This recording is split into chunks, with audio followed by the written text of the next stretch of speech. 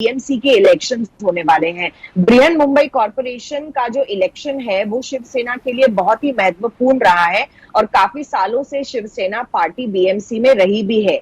BMC जो है मुंबई का यानी कि देश भर का या दुनिया भर का सबसे महंगा और जिसका जो लार्जेस्ट टर्नओवर है म्युनिसिपल कॉरपोरेशंस में वो रहा है। अमीर म्युनिसिपल कॉरपोरेशन माना जाता है, दिल्ली की तरह नहीं जहां पर फंड्स की कमी होती है। तो एक बहुत ही अहम ये इलेक्शन माना जाता है जब मुंबई में होता है। और इसके लिए भी क्या स्ट्रैटेजी रहेगी शिवसेना की, क्योंकि अभी अभी उद्धव ठाकरे भी एक अलग पटरी पर चल रहे हैं आदित्य ठाकरे के साथ और एकनाथ शिंदे भी अलग हुए हैं। तो किस तरीके से मुंबई की जनता इस इलेक्शन को देखेगी ये भी बहुत दिलचस्प रहेगा। शायद इस पर भी कुछ बातचीत हो, लेकिन पहली जो अहम बातचीत रहेगी अशोक जी वो होगी मंत्रिमंडल के गठन की। और इसमें जो एकनाथ शिंदे के साथ कम से कम 40 एमएलए बताए जा रहे हैं, उनको क्या पोर्टफोलियोज दिए जाएंगे, कैसे बीजेपी अपने पोर्टफोलियोज ईयरमार्क करेगी, क्या वाकई में फाइनेंस और होम जैसे पोर्टफोलियोज बीजेपी अपनी जेब में रखेगी और urban development, water resources planning वगैरह वो एकनाथ शिंदे कैंप को देगी। इन सब चीजों पर मोहर लगानी जरूरी है और इसलिए ये दिल्ली की बैठक बहुत अहम रहेगी। इसके बाद हमें पता चला है कि एकनाथ शिंदे अपने परिवार के साथ पुंडरपुर जाएंगे, पूना में, जहां पर जो एकादशी की महापूजा होती है उसमें भाग लेंगे, क्योंकि ये ट्रेडिशन है जब भी कोई महाराष्ट्र में मुख्यमंत्री बनता है तो जरूर ये जो पूजा है बहुत अहम होती है और उसमें जरूर भाग लेते हैं भगवान से आशीर्वाद लेने के लिए। और ये सारी चीजें अब एकनाथ शिंदे की औपचारिक बैठक में दिल्ली में तय होंगी। अशोक जी। बिल्कुल पार्स, जैसे आप भी बोल रहे थे, मिलन ने भी ये बात बोली कि बेशक एकनाथ शिंदे को मुख्यमंत्री बना दिया गया, लेकिन बीजेपी या देवेंद्र फडणवीस उसको कंट्रोल करेंगे सरकार को।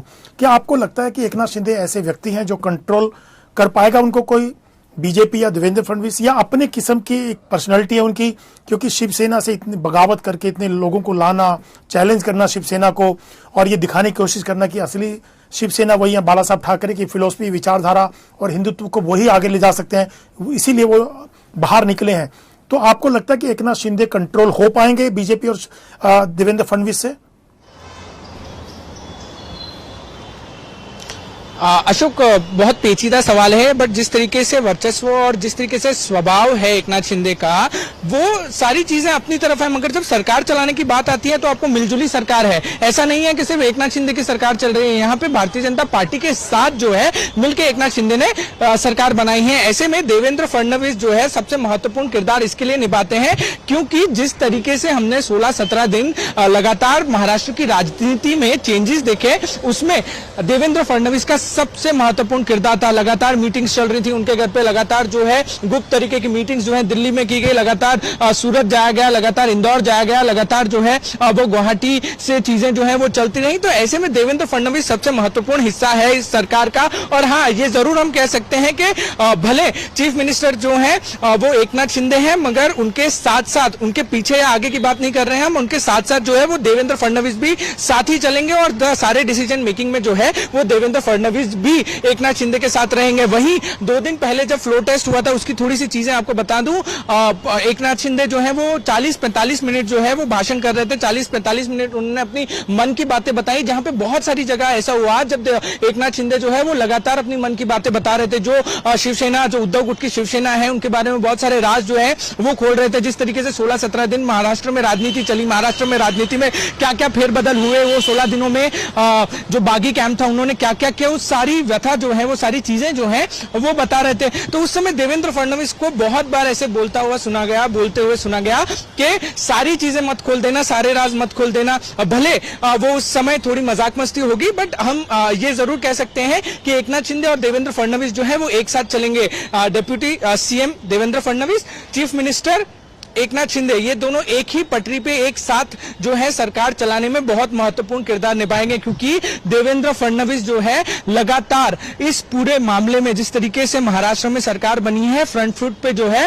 वो देवेंद्र फडणवीस थे। पहले साइलेंट गेम खेली गई, पहले वेट एंड वॉच की गेम खेली गई, पहले सारी चीजें, प्लान ऑफ एक्शन जो था वो सही पार्ट्स में लाया गया, उसको टेबल पे रखा गया। टेबल पे रखने के बाद धीमे धीमे अपने पत्ते खोले गए और जब सारे पत्ते एक साथ आ गए, सारी चीजें एक साथ आ गई, फिर जो है वो आधिकारिक तौर पर भारतीय जनता पार्टी और देवेंद्र फडणवीस खुल के सामने आए कि हम एकनाथ शिंदे जो गुट है, जो बागी ग्रुप है, हम उसको सपोर्ट करते हैं। और उसके बाद जो है सबसे बड़ा ट्विस्ट वही आया था सामने, जब देवेंद्र फडणवीस ने कहा कि मैं कैबिनेट मिनिस्टर नहीं रहूंगा, मैं कैबिनेट में कोई भी मिनिस्टर का पद नहीं रखूंगा अपने पास, और चीफ मिनिस्टर जो है वो एकनाथ शिंदे होंगे। बट उसके बाद जैसे ही दिल्ली से जो वरिष्ठ नेता है वो फ्रेम में आते हैं, ये कहते हैं कि देवेंद्र फडणवीस जो है उनको भी डिप्यूटी सीएम बनना चाहिए। उसके बाद डिप्यूटी सीएम देवेंद्र फडणवीस बनते हैं। बट फ्लोर टेस्ट के दिन जो भी हुआ उससे ये चीज कहना बिल्कुल आसान हो जाता है कि एकनाथ शिंदे और देवेंद्र फडणवीस एक ही साथ चलेंगे, एक ही पटरी पर चलेंगे और एक साथ जो है इस सरकार को आगे बढ़ाएंगे। यही सबसे महत्वपूर्ण चीज होनी भी चाहिए, क्योंकि महाराष्ट्र की सरकार जिस तरीके से पिछले 2.5 साल में चीजें हुई हैं बेहद ही पेचीदा थी। उस पेचीदगी में सरकार गिर गई। सरकार गिरने के बाद अब नई सरकार बनी है और नई सरकार बनने के बाद सबसे मुख्य टारगेट भारतीय जनता पार्टी का और एकनाथ शिंदे का जो गुट है शिवसेना, एकनाथ शिंदे का, उनका मेजर टारगेट होगा बीएमसी इलेक्शन। बीएमसी इलेक्शन पर नजर भारतीय जनता पार्टी की बहुत समय से है। तो अब किस तरीके से Devendra Fadnavis plan of action तैयार करते हैं, Eknath Shinde plan of action तैयार करते हैं आगे की राजनीति के लिए, आगे की अपने चीजों के लिए, बेहद जरूरी होगा। अशोक, बिल्कुल मिलन, मैं आपसे पूछना चाहता हूं कि जो बीजेपी की स्ट्रेटेजी थी एकनाथ शिंदे को मुख्यमंत्री बनाने की कि मराठा वोट बैंक में सेंध लगाई जाए और शिवसेना में सेंध लगाई जाए, तो आपको क्या लगता है कि एकनाथ शिंदे को सीएम बनाने से और डिप्टी सीएम देवेंद्र फडणवीस को बनाने से क्या बीजेपी को फायदा होगा? उस वोट बैंक का, मराठा वोट बैंक बीजेपी की तरफ आ पाएगा? क्योंकि हमेशा से शिवसेना की तरफ ज्यादा रहा है मराठा वोट बैंक। तो क्या एकनाथ शिंदे के माध्यम से वो अपना जो पर्पज है उसको सॉल्व कर पाएंगे, उसको फायदा उठा पाएंगे मराठा वोट बैंक को लेकर के? जी बिल्कुल, ये जो आपने पॉइंट रेज किया बहुत ही महत्वपूर्ण है, क्योंकि बीजेपी के पास महाराष्ट्र में जो मराठा वोट बैंक था वो अपने आप नहीं आता।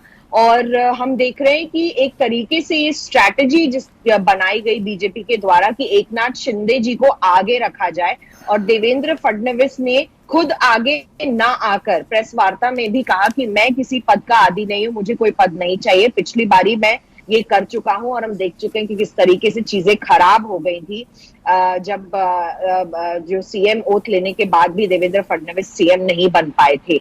लेकिन इस वक्त जो महत्वपूर्ण बात आप कह रहे हैं इसमें 2 चीजें और हैं अशोक जी। एक तो पहला कि जितने 40 एमएलएज एकनाथ शिंदे के साथ थे और जिन्होंने एकनाथ शिंदे का साथ दिया, उसमें से 9 एमएलएज तो पहले ही मंत्री थे। तो क्या उनको भी अब इस मंत्रिमंडल में शामिल किया जाएगा, ये एक सवाल बीजेपी के सामने होगा। हमें जो थोड़ा बहुत सूत्रों से पता चल रहा है वो ये है कि कम से कम 14 मिनिस्ट्रीज जो हैं वो एकनाथ शिंदे के कैंप को दी जाएंगी। अब इसमें से जो कास्ट कॉम्बिनेशन है एमएलएस का, किसको कौन सी मिनिस्ट्री दी जाएगी, ये बहुत इंपॉर्टेंट होगा मराठा वोट बैंक अपने साथ रखने के लिए। और कम से कम 28 जो मिनिस्ट्रीज हैं वो बीजेपी अपने पास रखना चाहेगी। इसमें से जो बहुत महत्वपूर्ण जो मिनिस्ट्रीज सामने आ रही हैं वो है वाटर रिसोर्सेज, अर्बन डेवलपमेंट, ये सारी जो एजुकेशन डिपार्टमेंट, तो ये सारी जो है वो एकनाथ शिंदे कैंप को दी जा सकती है। और जो 3 महत्वपूर्ण जो पोर्टफोलियोज है, रेवेन्यू, फाइनेंस और होम, वो बीजेपी अपने पास रख सकती है, ऐसा ज्यादातर अनुमान लगाया जा रहा है।